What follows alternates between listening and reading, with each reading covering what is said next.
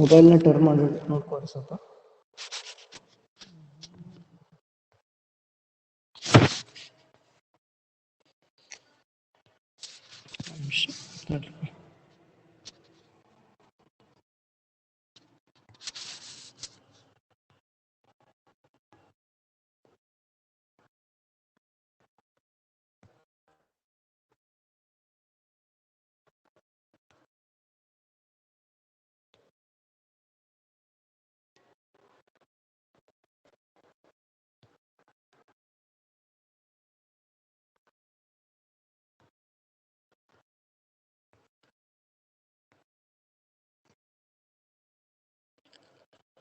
ಇದೇನಾಗಿರ್ತದೆ?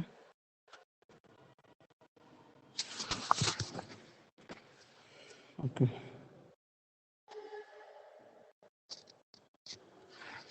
So last class ಒಳಗಡೆ second ಯೂನಿಟ್ನ start ಮಾಡಿದ್ವಿ ನಾವು. So I just go on highlighting the financial market. ಹಣಕಾಸಿನ ಮಾರುಕಟ್ಟೆ ಅಂತಂದ್ರೆ ಏನಂತ ಹೇಳಿದ್ವಿ ಅಲ್ಲಿ ನಾವು.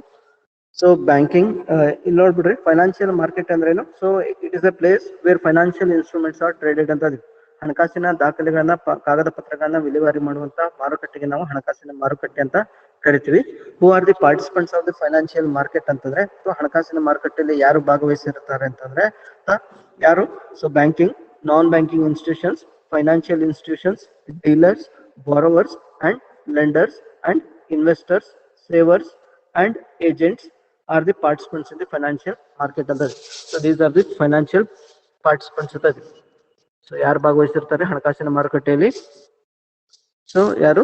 Banking institutions, non banking institutions, ಇವೆಲ್ಲ ಆಬ್ಜೆಕ್ಟಿವ್ ಕೇಳಬಹುದಲ್ಲ. Are the participants of the financial market ಅಂತ ಕೊಟ್ಟು ಸೊ ನಿಮ್ಗೆ ಆಪ್ಷನ್ಸ್ ನ ಕೊಡ್ಬೋದಲ್ಲ. ಯಾರು ಭಾಗವಹಿಸಿರ್ತಾರಲ್ಲ? Banking institutions, non banking institutions, financial institutions, dealers in the financial institutions, borrowers, lenders of the money, investors of money, savers, agents. So these are the some of the participants of the Indian financial system ಅಂತ ಇದೆ. So ಇದು ಕೆಲವೊಂದು definitions ನ ನೋಡಿದಾಗ, so financial market ಅಂದ್ರೆ ಏನಂತ ಬೇರೆ ಬೇರೆಯವರು ಬೇರೆ ಬೇರೆ ರೀತಿ ಡೆಫಿನಿಷನ್ ಕೊಡ್ತಾರೆ. ಸೊ ಒನ್ ಡೆಫಿನಿಷನ್ ನೋಡಿದ್ರೆ, ಅಕಾರ್ಡಿಂಗ್ ಟು ಬ್ರೈಮನ್ defines ಏನಂತ? it is a place where people and organizations wanting to borrow money are bought together, and those having surplus fund is called financial market ಅಂತ. So ಇವರು ಇನ್ನೊಂದು ರೀತಿ ಅಲ್ಲಿ definition ಕೊಡ್ತಾರ. ಏನಂದ್ರೆ, it is a place which brings the borrower and lender of the money ಅಂತ. So ಯಾರಿಗೆ ಹಣಕಾಸಿನ ಅವಶ್ಯಕತೆ ಇದೆ, ಯಾರಿಗೆ ಹಣಕಾಸಿನ ಯಾರ ಕಡೆ ಹಣ ಇದೆ, ಯಾರ ಹತ್ರ ಉಳಿತಾಯ ಮಾಡಿರುವಂತ ಹಣ ಇದೆ ಮತ್ತು ಯಾರಿಗೆ ಹಣದ ಅವಶ್ಯಕತೆ ಇದೆ ಅವರನ್ನ ಸೇರಿಸುವಂತ ಒಂದು ಸ್ಥಳ ಅಂತ ಹೇಳ್ತಾರೆ. So financial market is A place which brings together the borrower of the money and the lender of the money ಅಂತ. So that is the one definition given by the Bryman and is the definition. So ಇಲ್ಲಿ functions ನ ನೋಡೋದ್ರ ಒಳಗಡೆ ನಾವ್ ಏನ್ ಹೇಳಿದ್ವಿ ಅಲ್ಲಿ, ಹಣಕಾಸಿನ ಮಾರುಕಟ್ಟೆ ಯಾವ ಕೆಲಸಗಳನ್ನ ಮಾಡ್ತಿದೆ? So it perform some agency service ಅಂತ ಏನು. ಸೊ ಏಜೆನ್ಸಿ ಸರ್ವಿಸ್ ಅಂತಂದ್ರೆ ಏನಂತ ಕರಿತೀವಿ ನಾವು? ಇಂಟರ್ಮಿಡಿಯರಿ ಸರ್ವಿಸ್ ಅಂತ ಇದ್ರು. ಇಂಟರ್ಮಿಡಿಯರಿ ಸರ್ವಿಸ್ ಅಂತ ಫಂಕ್ಷನ್ಸ್ ಅಂದ್ರೇನು? ಮಧ್ಯವರ್ತಿ ಕೆಲಸ ಅಂತ. ಮಧ್ಯವರ್ತಿ ಕೆಲಸ ಅಂತಂದ್ರೇನು? They collect the money from the savers and lend it to the industries. ಅದಕ್ಕೋಸ್ಕರ ಅವರು ಏನ್ ಮಾಡ್ತಾರೆ? ಮಧ್ಯವರ್ತಿ ಕೆಲಸವನ್ನ ಮಾಡ್ತಾರೆ. ಸೊ ಉಳಿತಾಯ ಮಾಡಿದವ್ರ ಕಡೆಯಿಂದ ದುಡ್ಡನ್ನು ತೆಗೆದುಕೊಂಡು ಯಾರಿಗೆ ಹಣಕಾಸು ಬೇಕಾಗಿರುತ್ತೆ ಅವರಿಗೆ ಹಣಕಾಸನ್ನ ಒದಗಿಸಿಕೊಡ್ತಾರೆ. So that is called intermediary function. Intermediary function ಒಳಗಡೆ so they perform. So before that ಇಲ್ಲಿ ನೋಡ್ರಿ,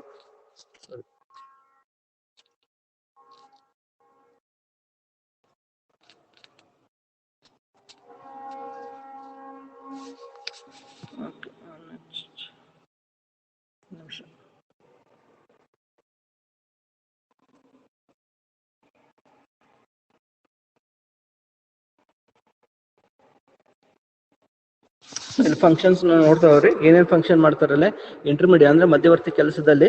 so first one is transfer of resource ಅಂತ ಇದ್ರು. ಅಂದ್ರೆ ಹಣಕಾಸನ್ನ ಅಥವಾ ಸಂಪನ್ಮೂಲಗಳನ್ನ ವರ್ಗಾವಣೆ ಮಾಡುವ ಕೆಲಸ ಅಂತ ಇದ್ರು. So it help for transfer of economic resource from the lender to the ultimate borrower. So ಹಣ ನೀಡುವವರಿಂದ ಅಂತಿಮವಾಗಿ ಯಾರಿಗೆ ಹಣಕಾಸಿನ ಅವಶ್ಯಕತೆ ಇದೆ ಅವರಿಗೆ ಹಣಕಾಸನ್ನ ಒದಗಿಸುವಂತ ಕೆಲಸವನ್ನ ಮಾಡ್ತಾರೆ. So that is the one intermediary function. So that is transfer of resources from the savers to the ultimate borrower ಅಂತ. Second function is they help to increase the income of the investor ಅಂತ. ಯಾರು ಹಣವನ್ನ ಹೂಡಿಕೆ ಮಾಡಿರ್ತಾರೆ ಅವರ ಆದಾಯ ಹೆಚ್ಚಿಗೆ ಮಾಡುವಂತ ಕೆಲಸವನ್ನ ಮಾಡಿದ್ವಿ by providing proper return to them ಅಂತ ಇದ್ರು. ಇವರು ಹಾಕಿರುವಂತ ಹಣಕ್ಕೆ ಅಂದ್ರೆ ಹೂಡಿಕೆ ಮಾಡಿರುವಂತ ಹಣಕ್ಕೆ ಅವ್ರಿಗೆ ಬದಲಾಗಿ ಅದೇನ್ ಮಾಡ್ತಾರೆ, it provides the dividend or interest to the investors ಅಂತ ಇದ್ರು.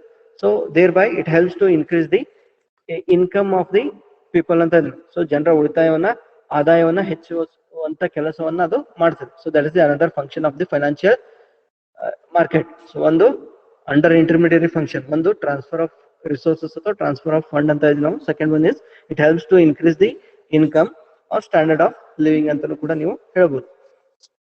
Third one is productive use ಅಂತ ಇದ್ವಿ ನಾವು. Financial market keeps to financial market helps to utilize the borrowed fund for the productive purpose and enhance the income and gross national production ಅಂತ ಇದೆ.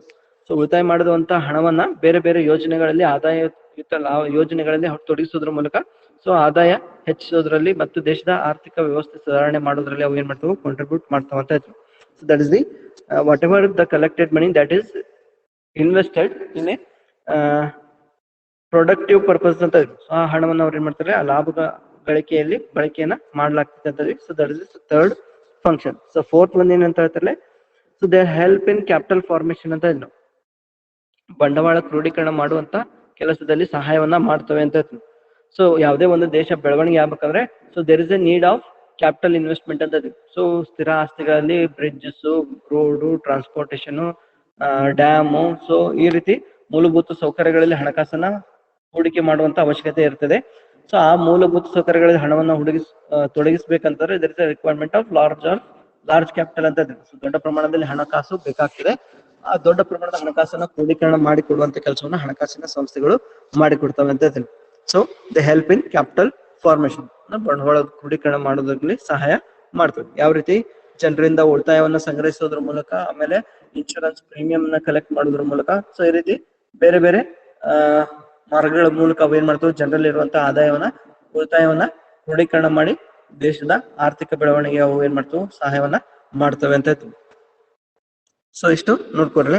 ಇನ್ನೊಂದು sale mechanism ನೋಡ್ಕೊರಿ. It helps in selling the financial asset by the investors. So ಹೂಡಿಕೆದಾರರು ತಮ್ಮ ಹಣಕಾಸಿನ ಕಾಗದ ಪತ್ರಗಳನ್ನ ಮಾರಾಟ ಮಾಡೋದಕ್ಕೆ ಅದೇನ್ ಮಾಡುತ್ತೆ, ಒಂದು ಸ್ಥಾನವನ್ನ ಒದಗಿಸಿಕೊಡ್ತೈತೆ ಅಂತ. It help for the selling of the financial asset by the investors. ಯಾಕಂದ್ರೆ ಅವ್ರಿಗೆ ಯಾವಾಗಾದ್ರೂ ದುಡ್ಡು ಬೇಕಾದ್ರೆ so they can sell their shares and debentures, bonds. So ಅವ್ರ ಕಡೆ ಇರುವಂತಹ ಕಾಗದ ಪತ್ರಗಳನ್ನ, ಹಣಕಾಸಿನ ಕಾಗದ ಪತ್ರಗಳನ್ನ ಮಾರಿ ದುಡ್ಡನ್ನ ಪಡೆಯೋದಕ್ಕೆ ಅವು ಏನ್ ಮಾಡ್ತವೆ, ಸಹಾಯವನ್ನ ಮಾಡ್ತವೆ.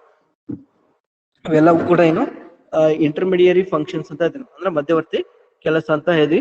ಸೊ ದರ್ ಇಸ್ ಅಂದರ್ ಕೈಂಡ್ ಆಫ್ ಇನ್ನೊಂದು ಕೆಲಸವನ್ನ ಕೆಟಗರಿ ಮಾಡಬಹುದು, ದಟ್ ಈಸ್ ಫೈನಾನ್ಷಿಯಲ್ ಫಂಕ್ಷನ್ಸ್ ಅಂತ ಇದ್ರು, ಹಣಕಾಸಿನ ಕಾರ್ಯಗಳು ಅಂತ ಹೇಳ್ತೀವಿ ನಾವು.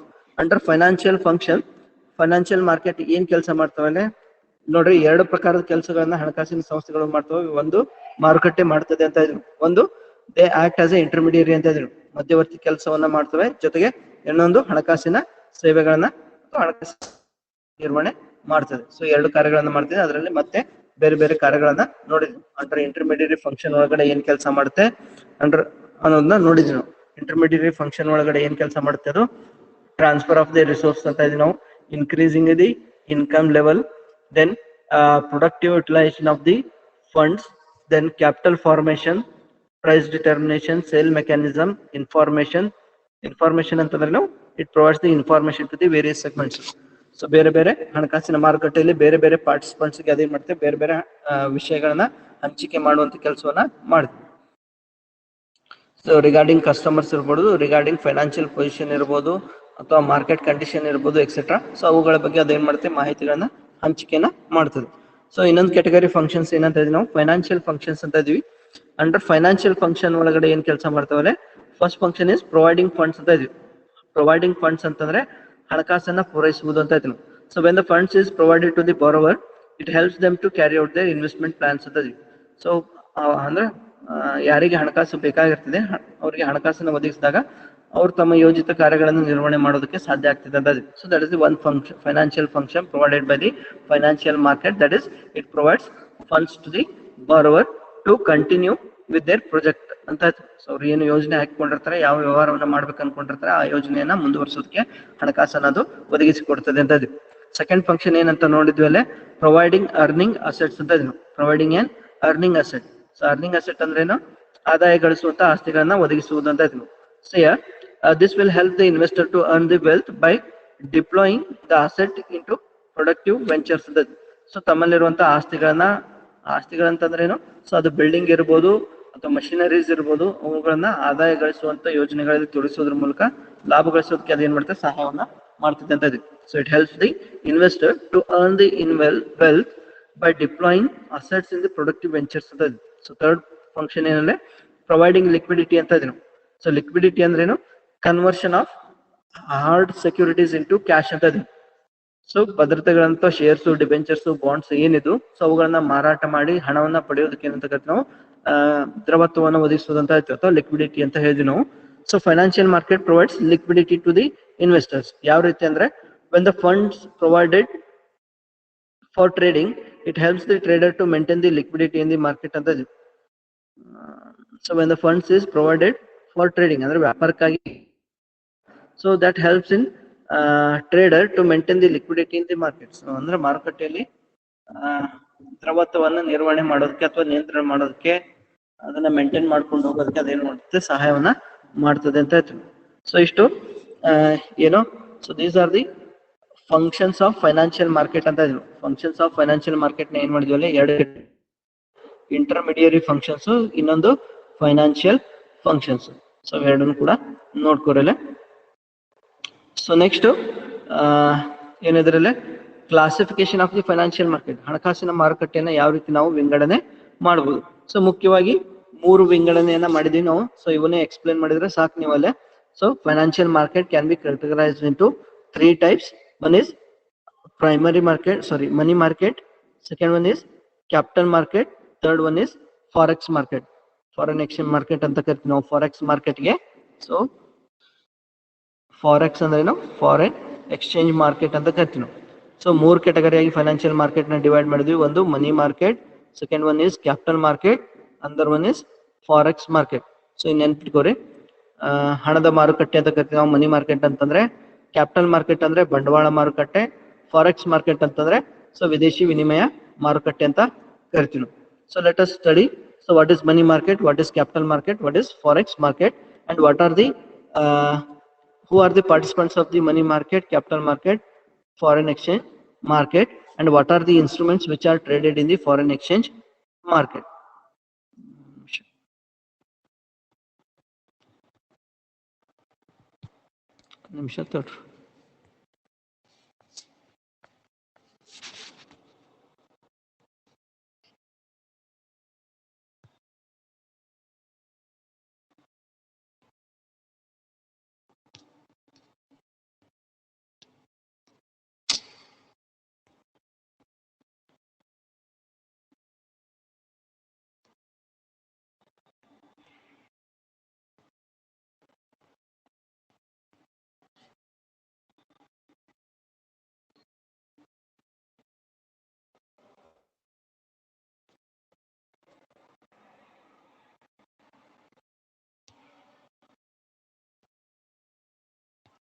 ನಿಮಿಷ.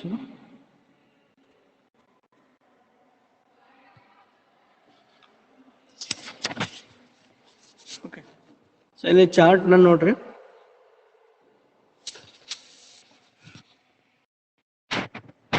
ಸೊ 3 ಕ್ಯಾಟಗರಿ ಮಾಡಿದ್ವಿ ನಾವು: money market, capital market, foreign exchange market ಅಂತ 3 ಫೈನಾನ್ಷಿಯಲ್ ಮಾರ್ಕೆಟ್ ನ ಕ್ಯಾಟಗರಿ ಮಾಡಿದ್ವಿ.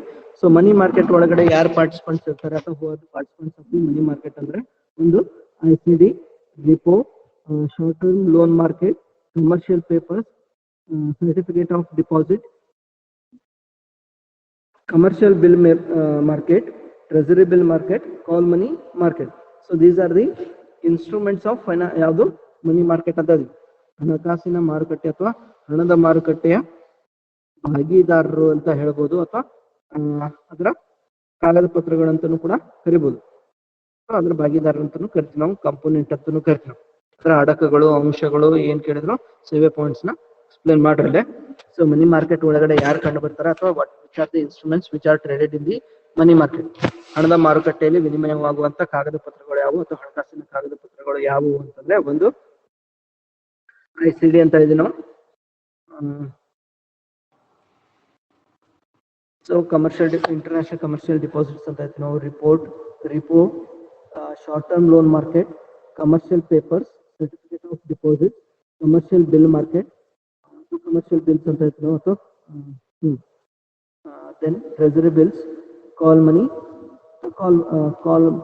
ಕಾಲ್ಸ್ ಅಂತ ಹೇಳ್ತೀವಿ ನಾವು. Call money market, they are the participants of the money market.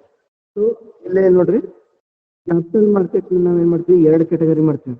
So capital market is divided into 2 parts. So ಯಾವುದು, ಒಂದು ಸೆಕ್ಯೂರಿಟಿ ಮಾರ್ಕೆಟ್, ಇನ್ನೊಂದು long term banks ಅಂತ ಹೇಳ್ತೀವಿ. Security market and long term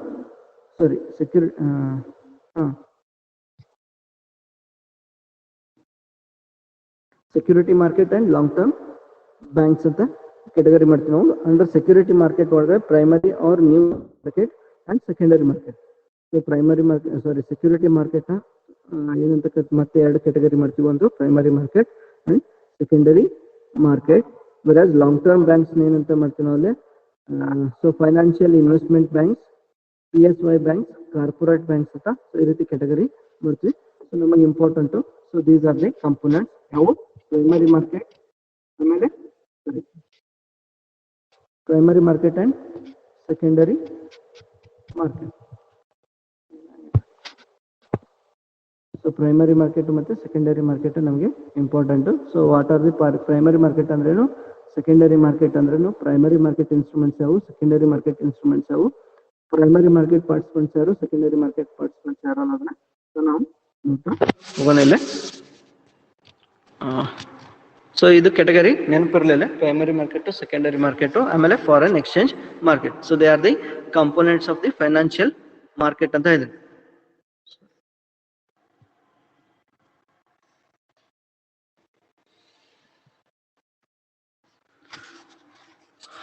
ನೋಡ್ರಿ, so financial market can be categorise in another form. So ಬೇರೆ ರೀತಿನೂ ಕೂಡ ನಾವೇನ್ ಮಾಡಬಹುದು, ಫೈನಾನ್ಷಿಯಲ್ ಮಾರ್ಕೆಟ್ ನ ಕ್ಯಾಟಗರಿ ಮಾಡಬಹುದು. ಒಂದು ಆರ್ಗನೈಸ್ಡ್ ಮಾರ್ಕೆಟ್, ಇನ್ನೊಂದು ಅನ್ಆರ್ಗನೈಸ್ಡ್ ಮಾರ್ಕೆಟ್ ಅಂತ ಹೇಳ್ತೀವಿ.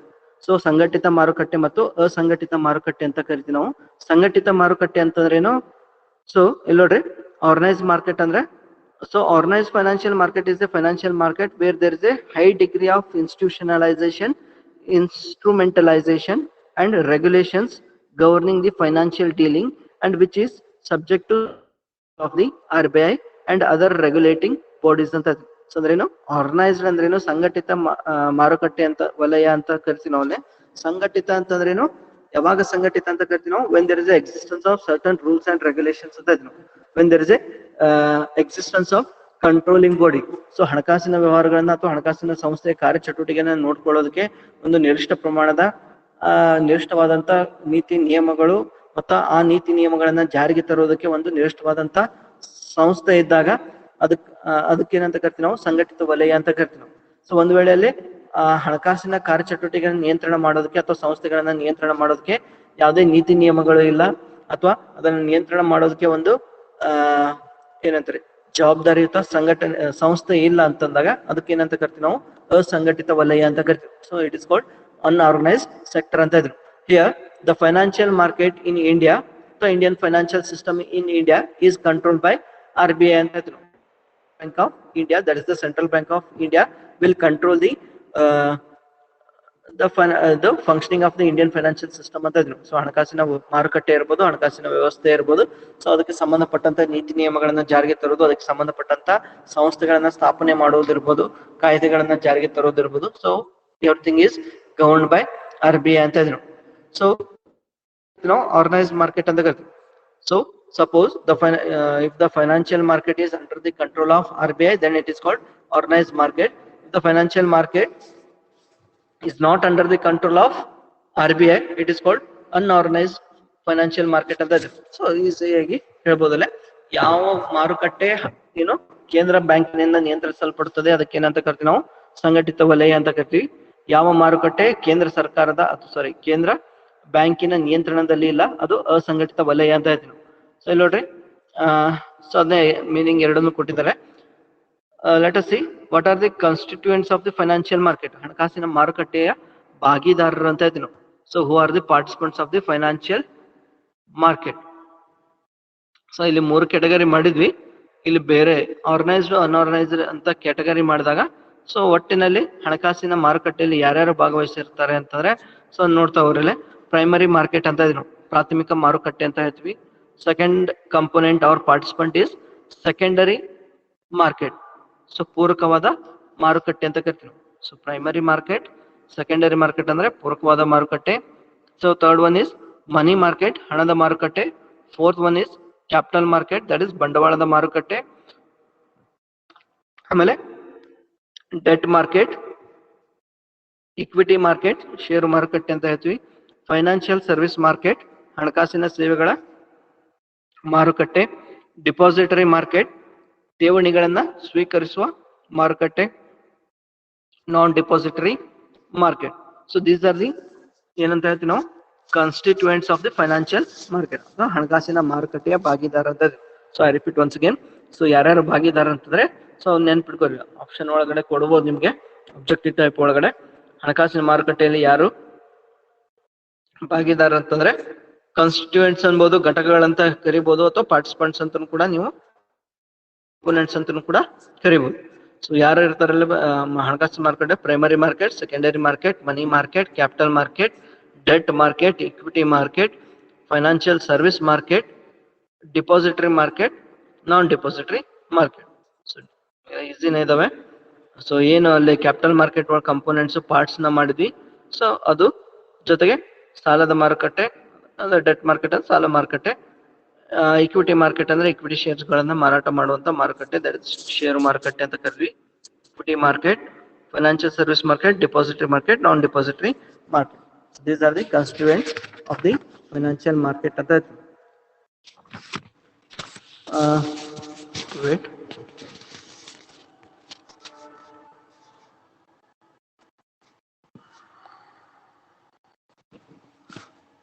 ಸೊ ಈ ಮಾರುಕಟ್ಟೆಗಳು ಏನ್ ಕೆಲಸ ಮಾಡ್ತವೆ ಅನ್ನೋದನ್ನ ನೋಡ್ರಲ್ಲ. ಸೊ ಒಂದೇದು ಏನಂತ ಇದ್ವಿ ನಾವು ಅಲ್ಲೇ, ಒಂದೇ ಕಂಪೋನೆಂಟ್ ಪ್ರೈಮರಿ ಮಾರ್ಕೆಟ್ ಅಂತ ಇದ್ವಿ, ಪ್ರಾಥಮಿಕ ಮಾರುಕಟ್ಟೆ ಅಂತ ಇದ್ವಿ. So meaning is very important. So ನೆನ್ಪಿಟ್ಕೋರಿ, ಪ್ರೈಮರಿ ಅಥವಾ ಪ್ರಾಥಮಿಕ ಮಾರುಕಟ್ಟೆ ಅಂದ್ರೇನು? So it is a market which deals with the issue of new securities ಅಂತ ಇದ್ವಿ. ಸೊ ಈ ಮಾರುಕಟ್ಟೆಯಲ್ಲಿ ಏನ್ ಮಾಡ್ತೀವಿ? ಹೊಸದಾಗಿ ಪ್ರಾರಂಭವಾದಂತ ಹೊಸ ಕಂಪನಿಗಳ ಷೇರುಗಳನ್ನ ವಿನಿಮಯ ಮಾಡಲಾಗ್ತಿದೆ ಅಂತ. So that is the primary market. So it is a market which deals with new issue of new securities ಅಂತ. ಹೊಸದಾಗಿ ಬಿಡುಗಡೆ ಆದಂತ ಹಣಕಾಸಿನ ಪತ್ರಗಳನ್ನ ಮಾತ್ರ ಅಲ್ಲಿ ವಿನಿಮಯ ಮಾಡಲಾಗುತ್ತೆ, ಇಲ್ಲಿ primary market. So second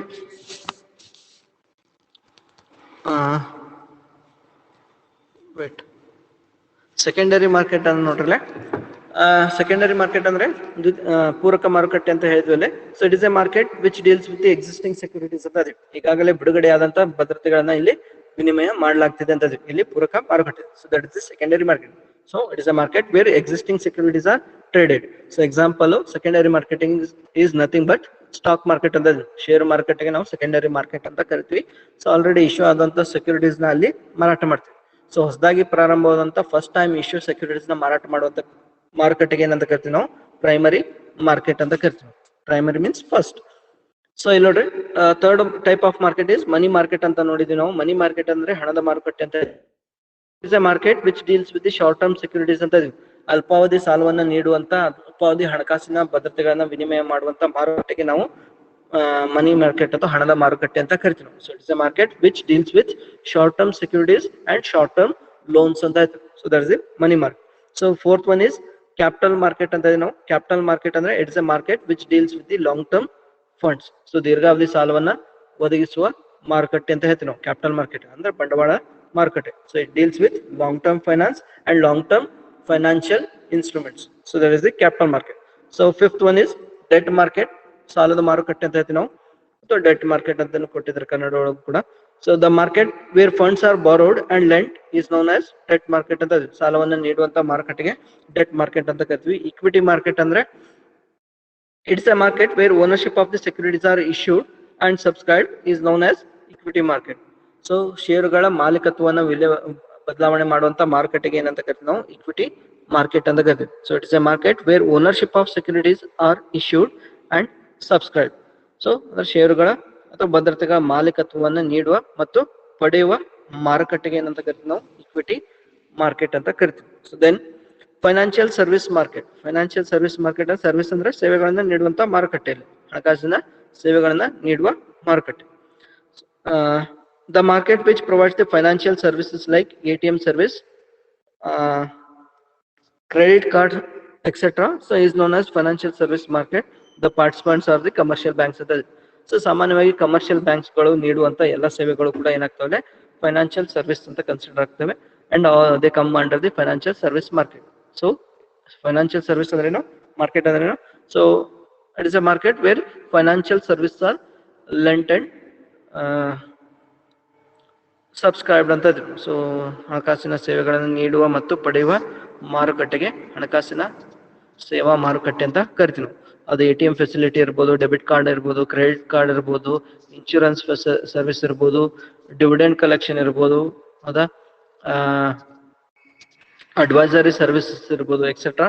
so ಎಲ್ಲನೂ ಕೂಡ ಫೈನಾನ್ಷಿಯಲ್ ಸರ್ವಿಸ್ ಮಾರ್ಕೆಟ್ ಒಳಗಡೆ ಬರ್ತಾವಂತ ಹೇಳ್ತೀವಿ. ಸೊ ನೆಕ್ಸ್ಟ್ ಡಿಪಾಸಿಟರಿ ಮಾರ್ಕೆಟ್ ಅಂತ ಹೇಳ್ತೀವಿ ನಾವು. That is another component of the financial market. Institutions which accept the deposit from the public and lend it in the form of loan is called depository market ಅಂತ. So depository market ಏನ್ ಮಾಡ್ತಾರೆ, ಜನರಿಂದ ಉಳಿತಾಯವನ್ನ ಪಡೆದು ಅದನ್ನು ಸಾಲವಾಗಿ ನೀಡ್ತವೆ ಅಂತ ಹೇಳ್ತಾರೆ. ಸೊ ನೆಕ್ಸ್ಟ್ ನಾನ್ ಡಿಪಾಸಿಟರಿ ಮಾರ್ಕೆಟ್ ಅಂದ್ರೆ, ಸೊ ಯಾವುದು ಡಿಪಾಸಿಟ್ ನ ತಗೊಳೋದಿಲ್ಲ, ಸೊ ಅವಕ್ಕೆ ನಾನ್ ಡಿಪಾಸಿಟರಿ ಮಾರ್ಕೆಟ್ ಅಂತ ಹೇಳ್ತೀವಿ. ನೋಡ್ರಿ, these institutions do not accept the deposit, but they carry out various functions in the financial market. So ಇವ್ರು ಏನ್ ಮಾಡಂಗಿಲ್ಲ, ಜನರಿಂದ ದುಡ್ಡನ್ನ ಠೇವಣಿಯಾಗಿ ಪಡೆಯೋದಿಲ್ಲ. They do not accept the deposit, but they do provide various service functions in the financial market. So one is, so example ಅಂತಂದ್ರೆ, so mutual funds. So mutual funds ಏನ್ ಮಾಡಂಗಿಲ್ಲ, public ಕಡೆಯಿಂದ deposit ತಗೊಳೋದಿಲ್ಲ, but financial market ಒಳಗಡೆ ಬೇರೆ ಬೇರೆ instruments ನ ಬೇರೆ ಬೇರೆ ಸರ್ವಿಸ್ ನವರು ನೀಡ್ತಾರೆ. ಸೊ ಪೆನ್ಷನ್ ಫಂಡ್ಸ್ ಇರ್ಬೋದು, ಇನ್ಶೂರೆನ್ಸ್ ಕಂಪನೀಸ್ ಇರ್ಬೋದು, etcetera. They do not accept the deposit, but they collect the money in the another form, and they are providing different various functions to the participants. Okay, so this is about participants of the financial market.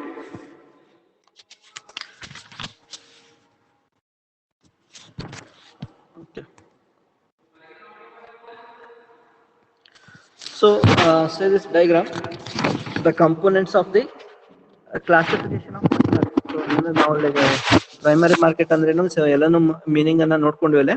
So ಒಂದ್ component ಯಾವ್ದು ನೋಡಿದ್ರಲ್ಲೇ money market ಅಂತ ಹೇಳಿದ್ರು. So money market ಅಂದ್ರೇನು, so it is a market which provides short term finance ಅಂತ ಇದ್ರು. So ಅಲ್ಪಾವಧಿ ಸಾಲವನ್ನು ನೀಡುವ ಮತ್ತು ಅಲ್ಪಾವಧಿ ಸಾಲದ ಏನಂತಾರೆ ಇನ್ಸ್ಟ್ರೂಮೆಂಟ್ಸ್, ಹಣಕಾಸಿನ ಕಾಗದ ಪತ್ರಗಳನ್ನ ವಿನಿಮಯ ಮಾಡುವಂತ ಮಾರುಕಟ್ಟೆ ಅಂತ ಹೇಳಿದ್ವಿ. ಸೊ ಮನಿ ಮಾರ್ಕೆಟ್ ನ ನಾವ್ ಏನ್ ಮಾಡ್ತೀವಿ ಅಲ್ಲೇ, ಎರಡು ಕ್ಯಾಟಗರಿ ಮಾಡಬಹುದು. ಸೊ ಒಂದು ಆರ್ಗನೈಸ್ ಸೆಕ್ಟರ್, ಇನ್ನೊಂದು ಅನ್ಆರ್ಗನೈಸ್ ಸೆಕ್ಟರ್ ಅಂತ ಹೇಳ್ತಾರೆ.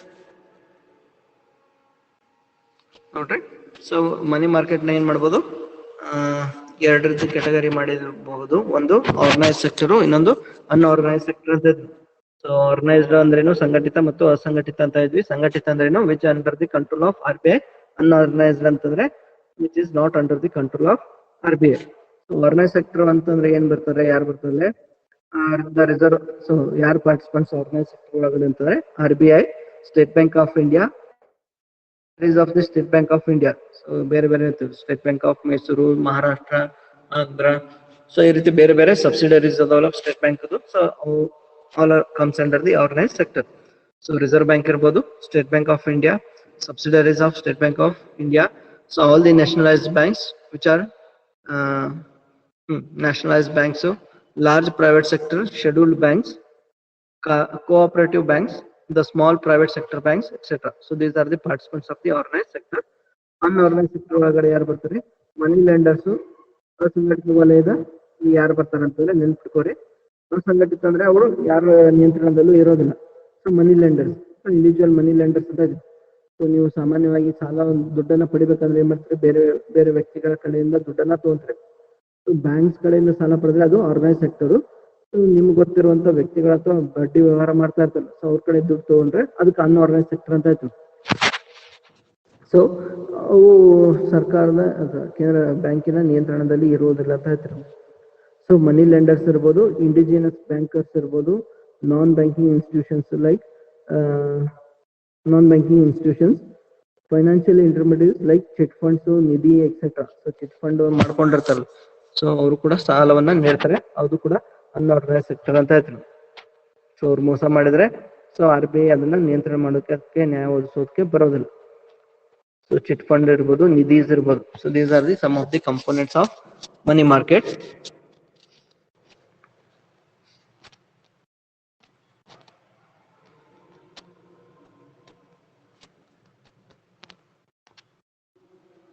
ಓಕೆ, ಸೊ ಇನ್ನೊಂದು ರೀತಿ ಕ್ಯಾಟಗರಿ ನೋಡ್ರಲ್ಲ, ಇಂಡಿಯನ್ ಮನಿ ಮಾರ್ಕೆಟ್ನ ಏನ್ ಮಾಡಿದ್ರಲ್ಲ, organise sector, unorganise sector, cooperative sector ಅಂತ ಡಿವೈಡ್ ಮಾಡಿದ್ದಾರೆ ಇಂಡಿಯನ್ ಮನಿ ಮಾರ್ಕೆಟ್ನ. ಅನ್ಆರ್ಗನೈಸ್ ಸೆಕ್ಟರ್ ಒಳಗಡೆ ಅನ್ಆರ್ಗನೈಸ್ಡ್ ಅಂದ್ರೆ ಇಲ್ಲೇ ನೋಡಿದೀನಿ, ಹೌದಾ? ಆಲ್ರೆಡಿ ಅನ್ಆರ್ಗನೈಸ್ ಸೆಕ್ಟರ್ ಒಳಗಡೆ ಯಾರು ಬರ್ತಾರಂತ ಇದ್ವಿ, ಇಂಡಿಜಿನಿಯಸ್ ಬ್ಯಾಂಕರ್ಸು, ಮನಿ ಲೆಂಡರ್ಸು, ನಿಧೀಸು, ಚಿಟ್ ಫಂಡ್ಸ್, ಹೌದಾ? ಸೊ ಆರ್ಗನೈಸ್ ಸೆಕ್ಟರ್ ಒಳಗಡೆ, so that is the unorganised sector. So organise sector ಒಳಗಡೆ ಯಾರು ಬರ್ತಾರೆ ಅಲ್ಲಿ? ರಿಸರ್ವ್ ಬ್ಯಾಂಕ್ ಆಫ್ ಇಂಡಿಯಾ ಅಂತ ನಾವು, public sector banks, private sector banks, development banks and other financial institutions, DFH ಅಂತ ಹೇಳಿದ್ರು. ದೆನ್ ಇನ್ನೊಂದು ಪಾರ್ಟ್ ಯಾವ್ದಂತ ಇದ್ವಿ ನಾವು, ಕೋಆಪರೇಟಿವ್ ಸೆಕ್ಟರ್. ಕೋಆಪರೇಟಿವ್ ಸೆಕ್ಟರ್ ಒಳಗಡೆ ಅದೊಂದೇ ಕೋಆಪರೇಟಿವ್ ಬ್ಯಾಂಕ್ಸು ಕಂಡು ಬರ್ತವೆ. ಓಕೆ, ಸೊ ಇಷ್ಟು ನೋಡ್ಕೋರಿ.